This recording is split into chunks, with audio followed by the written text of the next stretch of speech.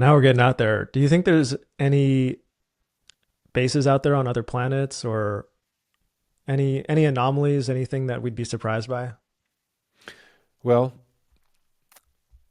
I'd say it depends on what you mean by it. I have a particular worldview. Let me say it this way, and we can weave in the UFO discussion in this part of the conversation because there is a natural desire that humans have to believe that we're not alone in the cosmos. At least I think most normal people are excited at the fact that there might be intelligent life elsewhere. Some of the UFO sightings that we have record of,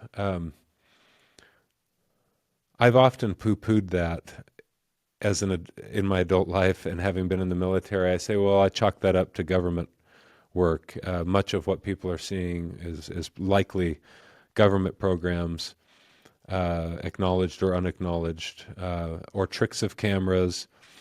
But I was watching a documentary that was done in 2020 called Phenomenon.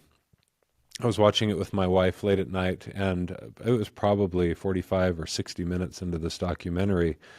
We had air traffic controllers talking about a phenomenon that they occasionally see at their airfields. It's not common, it's rather rare, of these balls of light that seem to zip around the flight lines and be able to defy the known laws of physics incredibly fast. And they were like big orbs of light, orange or yellowish in color. And I paused the film and I remembered, as odd as that sounds, that I'd seen the exact same thing in high school when I was in the mountains in Arizona. And I told my wife, I said, I've seen this. I know exactly what they're talking about. And she said, no, you haven't. I said, no, I really have. And she says, we've been married for 10 years. You've never mentioned this once. And it's true. I hadn't mentioned it because it was one of those things I'd never understood.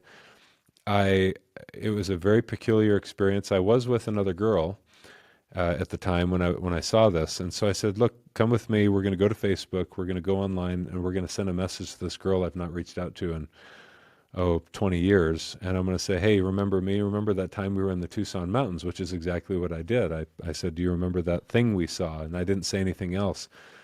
And she responded back immediately. And I was like, hey, be careful. My wife's here with me. I don't want you to embarrass me. And she said, yeah, that big freaking ball of light UFO thing that we saw. And my wife was surprised that, um, in fact, it was just as that documentary Phenomenon had depicted it. And what I shared with my wife thereafter and had always been puzzled about was that this ball of light that we saw descending down over our head got close enough for me to look at it and into it, and it seemed to be buzzing with life, but it wasn't man made. It was very well organized, very spherical, and it seemed to be very conscious of the two of us that were sitting there in the Arizona mountains, like it was observing us. And it was a distinct impression that I had that I was being watched, observed, that there was a level of interest from the orb to us, and it frightened us. And so we got up and we ran to the car and we ran away, and that thing zipped up and disappeared in the sky. It was dark, it was nighttime. And it wasn't until this past year, 2024, I'm reading a new book that's come out by Robert Temple called A New Science of Heaven about plasma cosmology, plasma physics, plasmoids. And in chapter 5 of that book, there's a whole discussion about ball lightning. Someone before had asked me, do you think you saw ball lightning? I said, no, I think I know what that is. I didn't see ball lightning. Well, there's a thorough explanation of ball lightning, and the 4 chapters previous to that is all about plasma, plasma physics, and plasma in the universe, and the Kordylewski clouds that exist between the moon and the Earth, which most people haven't heard of. And the description of these balls of light that have been observed by thousands of people, rare as they are, in chapter 5 of A New Science of Heaven was so striking to me that I am now absolutely confident that what I saw in the Tucson Mountains back when I was in high school was exactly what Robert Temple describes in chapter 5 of that book. You can call it ball lightning, you can call it a plasmoid, but Many people who have observed this phenomenon describe it as them having a distinct impression that they were being observed or watched by this entity, this ball, and that it seemed to defy the laws of physics as we understand them. It can move against the wind with relative ease. It can go through solid walls and objects without any disturbance. These balls sometimes show up in rooms. They have shown up in commercial airliners or in passenger cars, and they seem to roll or float down the aisle and look at people and observe what they're doing and thinking, and then just dart back through the wall and go on off. And it's something that's reminiscent of, and this is now me getting back to your question about bases on other planets and things. It seems to be reminiscent of what it seems a spirit body, and I'm talking beings, or resurrected body of the Lord, for example, is described as being capable of doing in the New Testament or in the Old Testament. We have an account in the New Testament where a recently resurrected Lord, who's apparently taken up his body, or a body, appears in a locked room to show himself to his disciples. Well, that's impossible. It is, according to our modern laws of physics, but it's not impossible for a plasma body. It's not impossible for an exceptionally refined matter that we would call spirit, or that we would call immaterial, even if it's not immaterial. And we've got accounts of angels coming into rooms and visiting people. We've tended in the modern materialist secular mode that we've been in for some time to just outright dismiss these things, or they've somehow become taboo. But now even scientists are willing to begin to investigate the possibility that there are actually legitimate scientific explanations for how, in fact, that might be possible for beings to exist, whether we see them or not with the eyes at all times, in the invisible realm. If you take a look at the Earth or the Sun or any number of things that exist in space, using a different lens, not the optical lens, but ultraviolet or infrared, what you'll see is something that looks like a sea creature flapping its wings and swimming through the great deep. The Earth is rolling forward on its wings, and there are connections of streams of light between the sun and all of the planets in our solar system. And all of the stars are connected by these gossamer threads of light called Birkeland currents. And all of that is plasma. And it's only been in the past couple of decades that we've been able to actually directly observe these things, that has gotten even the astronomers scratching their heads and saying, maybe there's more to this cosmos than we've ever before been able to acknowledge.